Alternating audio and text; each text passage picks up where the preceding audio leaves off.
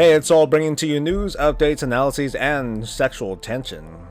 Alright, let's get right to it. There are a lot of things that I like and I'm excited about with Legion. I've talked about a good bit of it, and you'll hear more about it as we get closer to launch.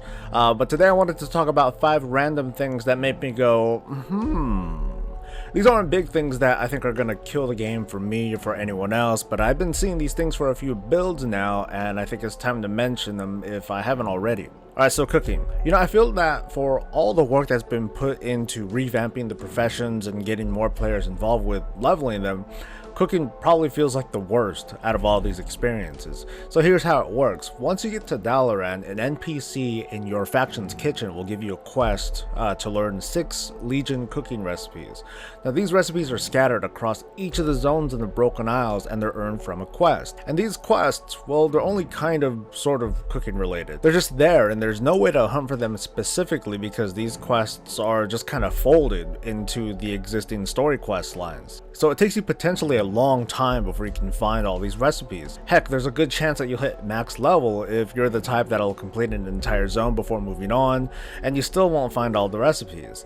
But eventually you do, and then you turn them in, and then what? Now what you do is turn in 5 of any of the cooking materials in Legion, like fish or meat or vegetables, and you create a work order. Work orders last for 4 hours, and for each one you complete, you might get a recipe. And so far, I haven't been very successful at getting a lot of recipes. I've been getting a lot of burnt food and other crap. And as far as I've seen, that's it. That's cooking. And to be perfectly honest, I think that the design team just kind of dropped the ball on this one.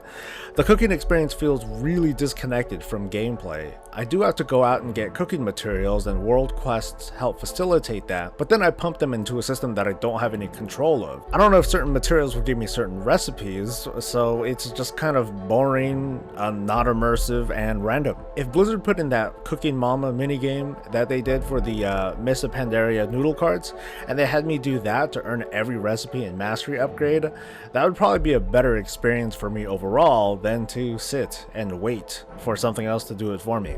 All the other professions look really good, including engineering.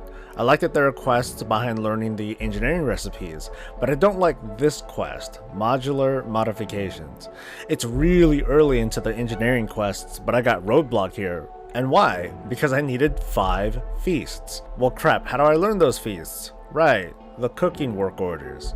So, in order to learn like my second engineering schematic on my own, I need to have traveled to every zone, do most of the quests to get the recipes, and spend who knows how many days waiting to hopefully get access to the feast recipe, and then use that, and then I can move on. That really sucks for engineers.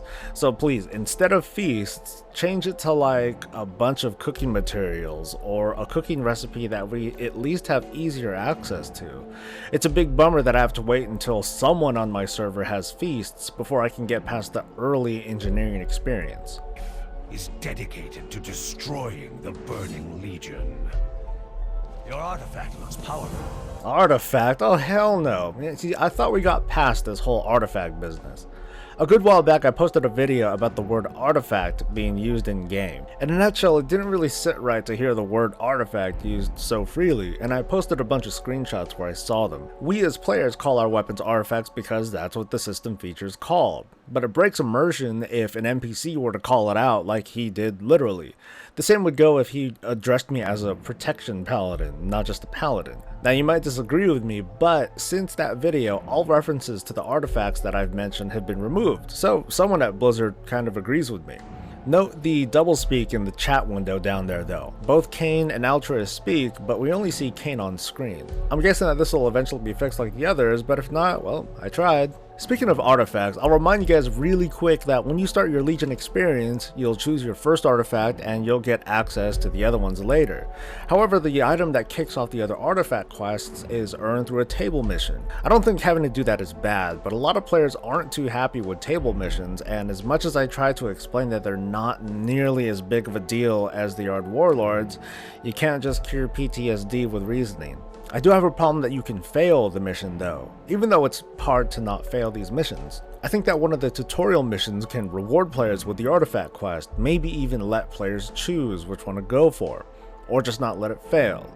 or just have an NPC start the quest at some opportune time. There's an argument that players should have faster access to the other artifacts because they actively switch between their spec. Not having their artifact isn't the end of the world, and on occasion weapons from other specs do drop from mobs.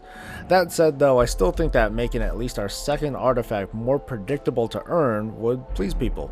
Finally, I have a spec-specific piece of feedback. Protection Paladins have Retribution aura again, which is pretty neat. The numbers are not, however. In fact, they're totally unappealing. I'm only using it because I'm not in the group and otherwise there's no other useful talent to take.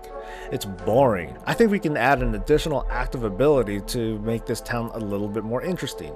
Go ahead and keep that little bit of damage there, but if you activate it as a skill, for the next few seconds it'll take a snapshot of all the damage taken by all the party or raid members in those few seconds, and when the time's up, the paladin explodes, dealing the damage that it absorbed, and it's split between all enemies.